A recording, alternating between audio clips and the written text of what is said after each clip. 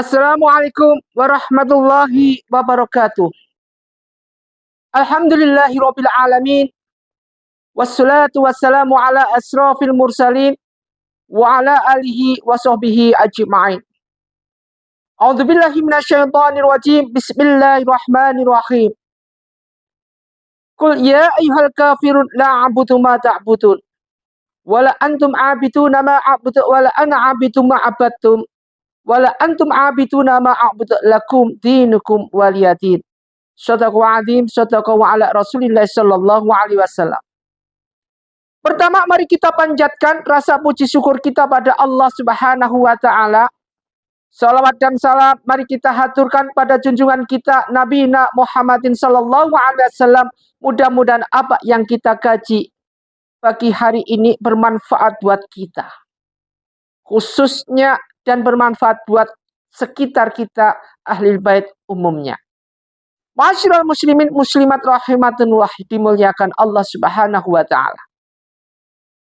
Suatu hal yang berbau kejahatan, sesuatu hal yang berbau dengan kemaksiatan, kemunafikan, wa'adallahu munafikina wal munafikati wal kuffara, ini senantiasa selalu bertentangan dengan apa yang Allah perintahkan. Ini basicnya.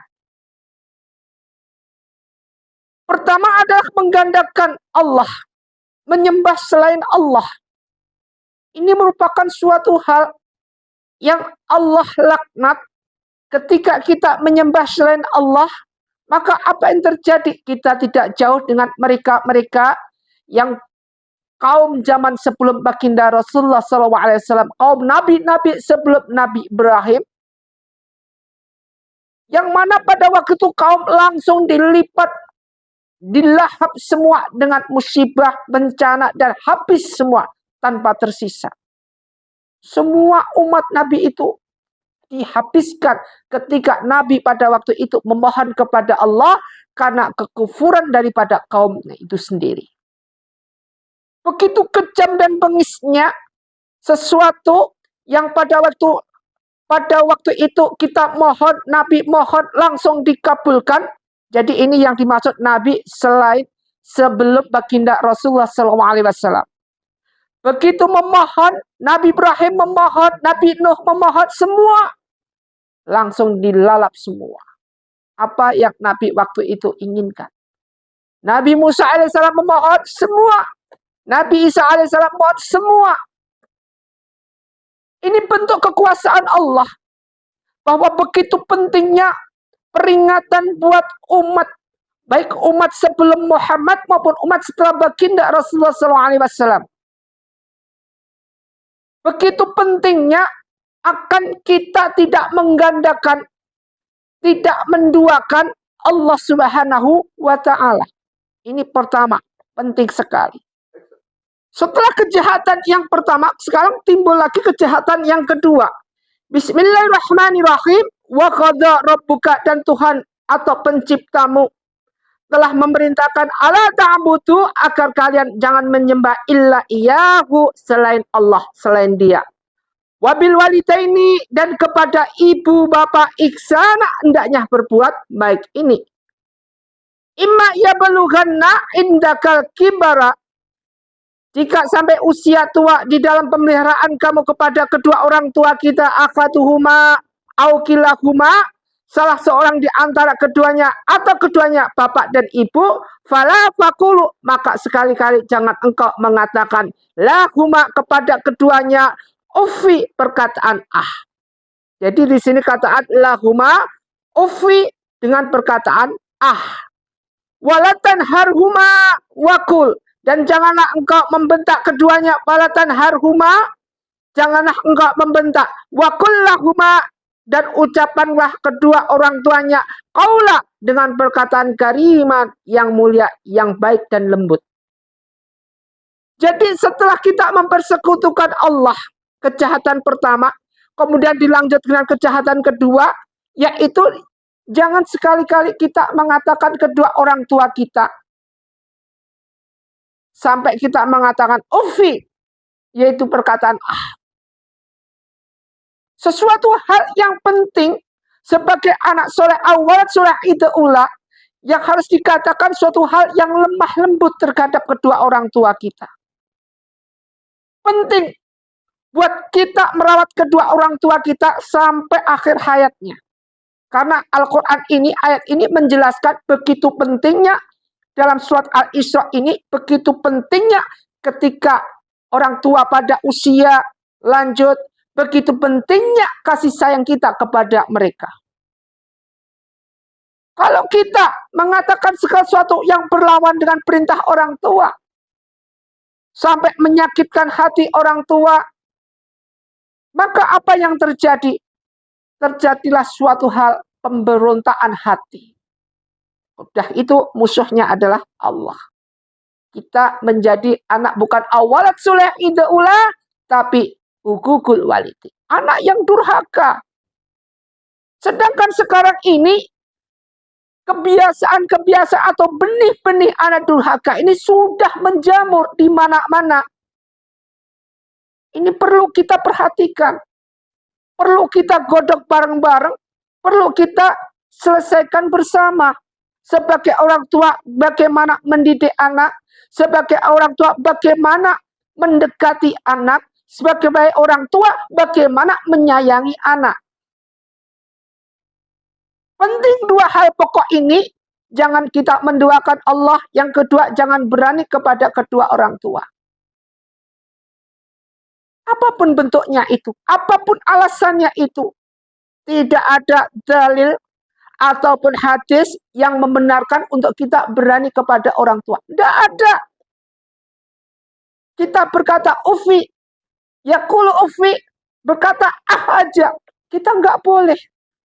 Tidak boleh membentak, dan kepada kedua orang tua kita harus berkata lemah lembut. Ini penting buat kita. Kemudian kita arahkan, kita didikkan kepada anak-anak kita dari mulai kecil.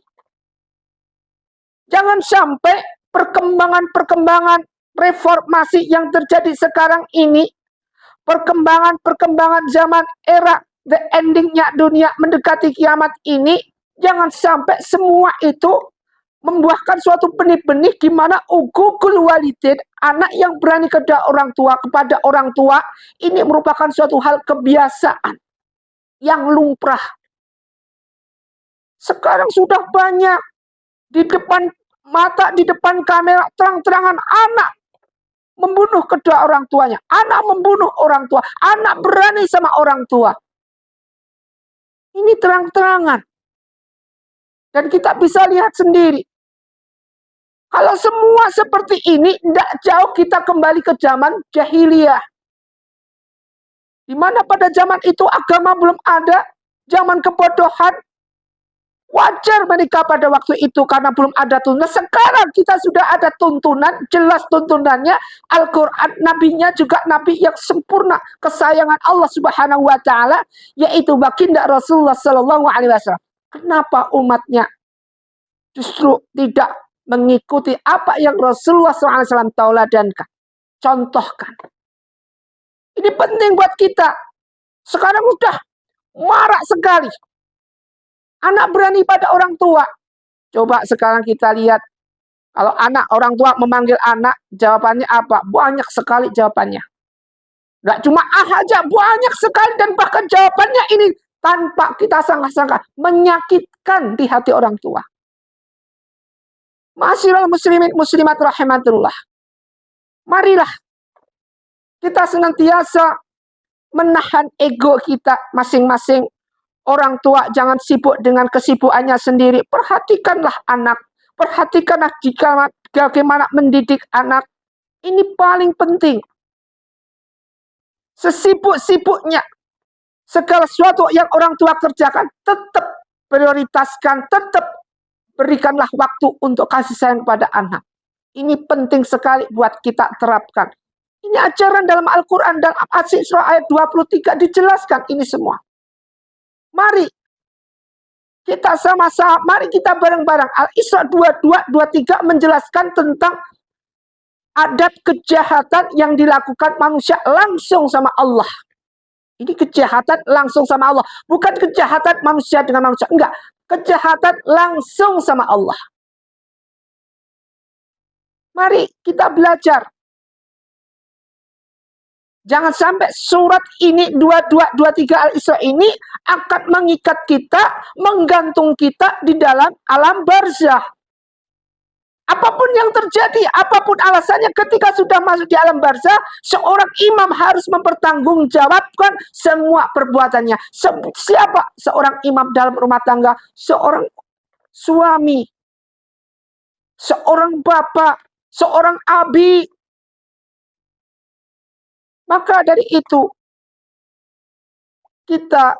kalau kita menjadi anak, taatlah kepada orang tua. Kalau kita menjadi seorang tua, kita didik anak menjadi anak yang sempurna sesuai apa yang Allah perintahkan buat hambanya. Kejahatan yang ketiga. Bismillahirrahmanirrahim. Innal mubadirina, sesungguhnya para pemboros itu kanu adalah ikhwana syaitin, yaitu saudara-saudaranya setan. Wakana sayyatina, dan setan itu lirabihi, kepada Tuhannya kufur, adalah sangat ingkar. Ingat, kalau kita bicara masalah setan, ingat ya, setan adalah makhluk Allah yang ibadahnya luar biasa. 186.000 tahun dia ibadah luar biasa. Karena dia merupakan dalam wiridnya sekalinya luar biasa, maka dia menjadi sombong ketika disuruh sujud pada Nabi Adam. Karena kesombongan itulah, maka Allah melemparkan setan ke dalam, di luar, ke dalam, dari surga dilempar keluar. Ini kemudian setan ini janji, ya Allah, kalau memang kau jadikan aku sebagai hambamu yang paling sesat, aku akan gak apa-apa. Tetapi aku punya permintaan, aku akan menyesatkan manusia sampai nanti kiamat. Diizinin Allah SWT. Kalau kita sudah tahu seperti ini, hati-hati dengan setan yang semuanya dengan tipu dayanya setan kepada manusia. A'udzubillahi minasyaitonirrajim. Sekarang banyak sekali tipu daya setan, di mana manusia disuruh untuk menghambur-hamburkan hartanya. Gak disuruh untuk sedekah, disuruh menghampur-hamburkan hartanya untuk kemaksiatan. Ini kejahatan yang ketiga. Pertama adalah menduakan Allah, yang kedua adalah yaitu berani kedua orang tua. Yang ketiga ini menghampurkan harta. Bukan disedekahkan kepada fakir miskin kagak, tapi malah dihampur-hamburkan begitu saja. Ini merupakan suatu hal yang paling. Jangan sampai hal ini terjadi pada diri kita. Jangan sampai hal ini terjadi pada keturunan kita. Kita berusaha untuk menguatkan iman kita. Bagaimana iman kita nanti. Jangan sampai al-imanu atau minu billahi wal malaikati wa kutubihi wa rasulihi wal yaumil akhir wa qadri khairi wa syarihi. Kita gak ada sama sekali di mata Allah Subhanahu wa ta'ala. Penting buat kita gali. Penting buat kita serap ilmu-ilmu seperti ini. Bagaimana menguatkan iman kita? Dengan menjalankan perintah-perintah Allah. Bagaimana iman itu ditanamkan di hati? Bagaimana kondisi kita waktu itu? Apakah hati kita hidup atau sebaliknya hati kita mati? Mati dalam arti hati kita diisi dengan kemaksiatan terus berjalan bergulung terus. Kalau sudah seperti ini, terjadilah apa yang dinamakan kematian hati. Artinya hati ketika diisi dengan apa siraman rohani, tidak akan mempan. Kalau sudah kondisi hati tidak akan mempan diisi dengan siraman rohani, apa yang terjadi? Manusia buta dengan segalanya. Manusia buta dengan ilmu-ilmu Allah. Yang ada adalah suatu hal kegelapan. Kegelapan di dunia, di akhirat tambah gelap lagi. Penyesalan di akhirat sudah suatu hal yang lumrah. Tetapi penyesalan di akhirat tidak akan pernah dikupris oleh Allah Subhanahu wa ta'ala. Tidak akan pernah.